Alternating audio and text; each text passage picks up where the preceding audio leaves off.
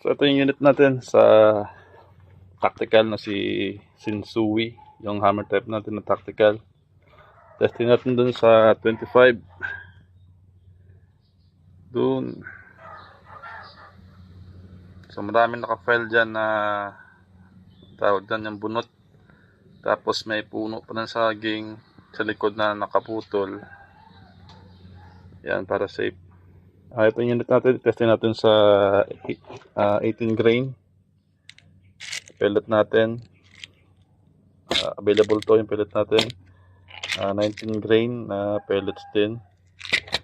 Tapos itong tactical na Shinsui.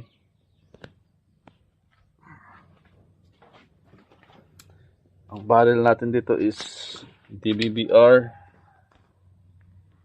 Yan. So sakto lang yung injection niya. Output niya nasa 1.8. So Bureau of Fire yung may-ari nito. Lieutenant Romualdo Reyes. Naka-suppressor na rin siya sa scope. Gen 1 na EDPRS. So wala siyang bipod, abala unit lang siya. Ganda ng rail niyan, ng bipod namin. Ng tank niya. Para sa yung rail niya sa bipod yan. Solid yan. Pakita ko lang sa inyo. Yup. Ito yung Shinsui namin. Tapos yung tactical na Batosai. Yan, ganyan siya.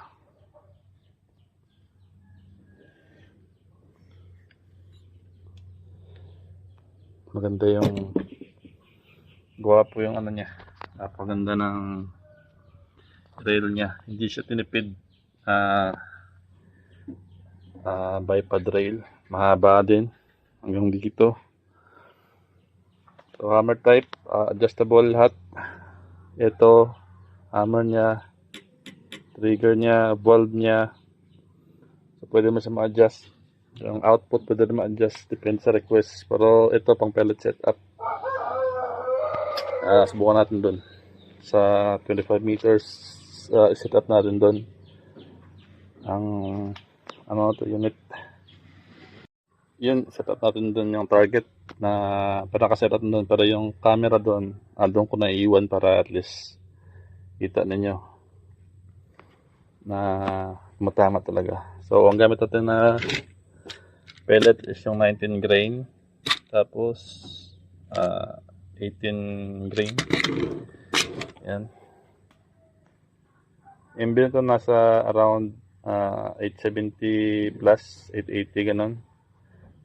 So tinry ko siya kanina sa around almost 1,000, pero pangit na ang tama na. Pero siya, masyadong malakas sa hangin.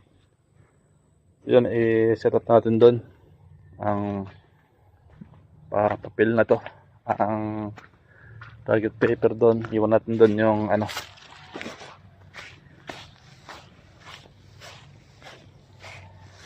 ang cellphone dito.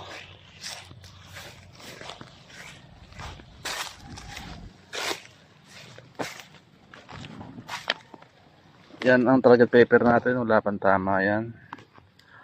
So dito siguro 18, dito 19 na row. Yan, testing na lang ako dyan. So mahangin pa rin dito kahit na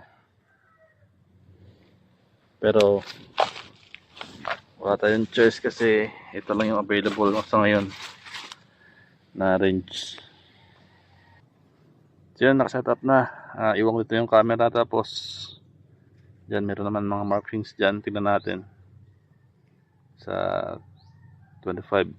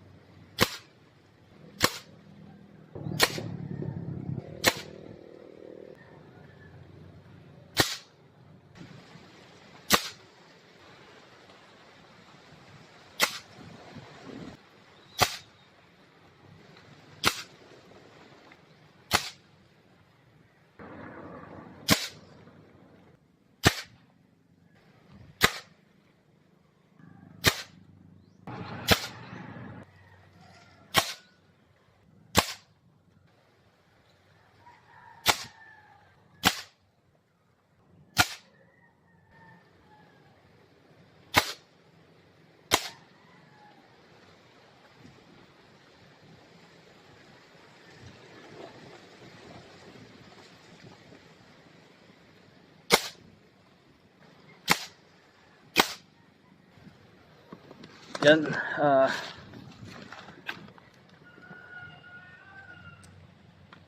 Yan yung tama niya. Ito ang 19 grain.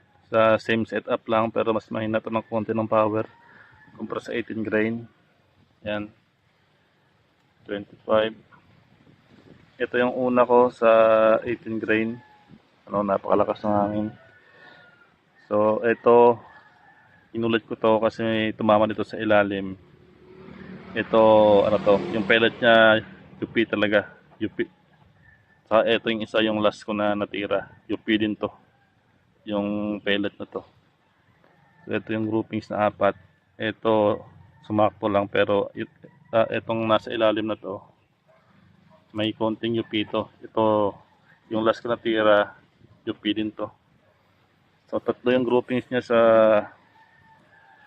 18 grain, tapos dalawa sa 19 grain. Yan. So, yan yung unit ni Sir. Romualdo from Bureau of Fire. So, naka DBBR siya, 0.45 liter na tank. 6 inches yung receiver niya to. So, malaki na to. Kasi, mas maliit na to yung pinaka holder ng yung ano niya, yung receiver niya. So, pinalitan namin para mas malaki yung plenum dito. Para halos, kasing laki na dito sa taas. Halos parehas na sila. Yan. Yan yung advantage. Yung valve nito hindi yung sumisinga basta-basta. No need mo siya paabutin ng 1,000 bago mag-lock. No need mo siya dito hilahin yung pin niya para mag-lock na yung valve habang nagkakarga ka ng hangin. So wala yun. Kahit na isang pump lang mag-lock agad yan. Napakaganda ng valve setup niyan. Wala ka makikita ang ganyan. Yan yung 18 gray natin. Sakong-sakto lang. Tumama. Ito yung 19. So yun. Ang testing natin sa unit ni Sir. Yan yung testing na actual talaga. So doon hindi ko siya kinat. Talagang kung ano yung tama doon, yun na yun talaga. So yun.